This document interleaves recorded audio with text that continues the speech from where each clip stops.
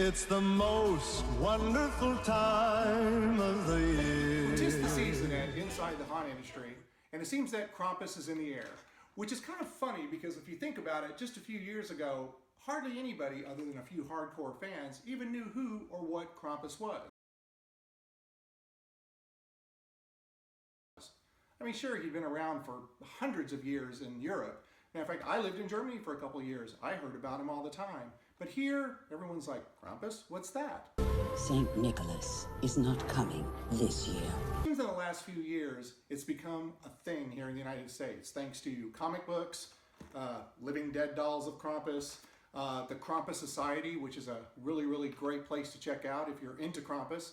And now, even Hollywood is taking a look at Krampus. Instead, a much darker, ancient spirit. Opening December 4th, just in time for the holidays, written and directed by Michael Dougherty, who's probably better known for Trick or Treat and hopefully the upcoming Trick or Treat 2, we have Krampus, the movie. Okay, so I was a little nervous at first seeing this movie because I figured, okay, here we go, a Hollywoodized version, a few big name actors. I mean, we have Adam Scott, Toni Collette, Drew Keckner. All right, you know, good cast, but is it really going to give Krampus fans what they want? Is it going to be a good enough film so that the masses will go see it and everybody will get Krampus fever? Well, admittedly, I got to tell you, Krampus is a great flick. It's everything that I hoped it would be. It was funny, it was scary, it had some amazing special effects. The costume and makeup work was done by Weta, so you know that that was obviously going to be great. But what really impressed me the most about the film was that they got the story right. Everything that I've ever learned about the history of Krampus, they touched upon, and they got it to a T. Everything looked great. The atmosphere was great. It was a fun film because, you know, what's a little bit of horror without humor? It's a little dry. Well, mine's delicious. Mine's dry. Do you want to trade? So there's a lot of humor in the film, but I wouldn't necessarily call it a comedy. There's plenty of leftovers, Howard. Beer it is. There were a lot of people that seemed to be hesitant, again, like me, but because of the fact that it was going to have a PG-13 rating as opposed to R. But I'll be honest with you, I really think that worked in the film's favor. Because I'm thinking with the PG-13 rating, more people are going to go see it, more people are going to go see it and like it, and then more people are going to become fans of Krampus.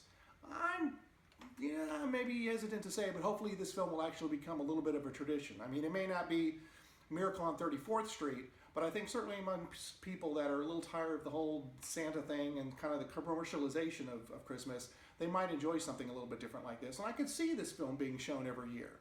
It may become a favorite on Channel 13, who knows? It'll be It's a Wonderful Life, followed by Krampus. What a great double feature, don't you think?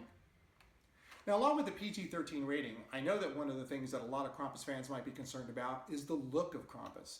And as I mentioned earlier, the effects were done by Weta. And their design of the creature, of Krampus, is absolutely amazing. And Krampus also has several cronies working with him too, and the look of each and every one of those characters, absolutely amazing, absolutely spot on. They were a huge part of what made the movie so much fun. So I would have to say that I highly, highly recommend seeing Krampus. Those of you that want a lot of blood and guts, this is not the kind of movie it is. And quite honestly, again, I don't think it's the kind of movie it should be. This movie is scary, it's fun, it's atmospheric, and I think it gives true Krampus fans everything that they would be looking for in a Krampus film.